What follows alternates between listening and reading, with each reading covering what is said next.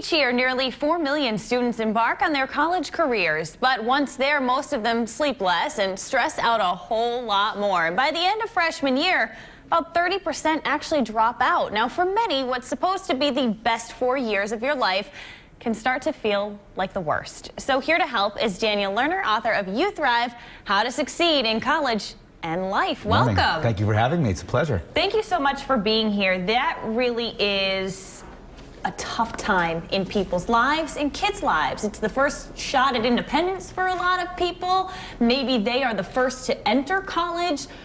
What made you want to, write some advice down for those in need? Well, you hit it on the head before when you said it's what's supposed to be the 4 best years of your life ends up being, for many of them, the 4 worst years of your life. So my colleague and I have been teaching this course, The Science of Happiness, at NYU for the last 5 years. And we reach about 1,000 students a year there, which is terrific. We thought, how are we going to get to more students? Because there's so many out there. And while the challenges are tremendous, the stress, the anxiety, the opportunities are also wonderful. We want to be able to help them out. When you look at the data, you find that 90% of college students report being stressed in the past year, which we understand. It's not just college students, so I feel it's everyone. Exactly, it's everyone, so we get it, and we think, of course you're going to be stressed out. But then you look at more data, and you find that 45% of college students have felt very sad on campus. That's a big number, and you keep going, and you find that 34% have felt work-debilitating stress.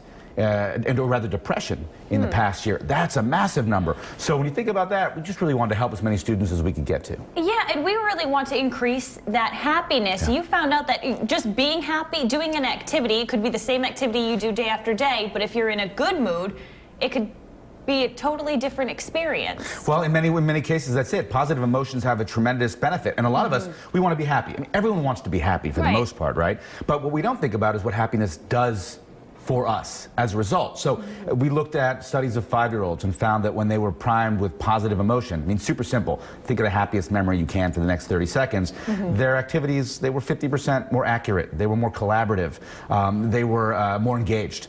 And then we looked at, if you're not 5 years old, we looked at doctors, right? So the research shows that doctors who were primed with positive emotion just by being given a bag of candy, they diagnose about 20% more accurately. That's a huge number. So clearly, we all want to take candy to our doctor now to make sure that they diagnose more accurately. But for college students, we know that they're about 35%, they retain more information, foreign languages. They're more creative when they're primed with positive emotion. So we just operate in a different way and often in a much better way. Nothing a few Sour Patch Kids can't cure, right? I guess. Who doesn't love Sour Patch Kids? Put you in a good mood, that's for sure. Do you have any tips for those out there, maybe they're past college, just kind of when it comes to seeking that happiness, how to go about it? Maybe if even just simple things that we can do in our life. Sure. There are a couple of things that we've seen in the research that are tremendously helpful. Exercise is tremendously helpful. Mindfulness and meditation is tremendously helpful. There are a number of ways to do it. The one that I'd put out there first, because we have great evidence around it, and it's pretty simple, is keeping a gratitude journal.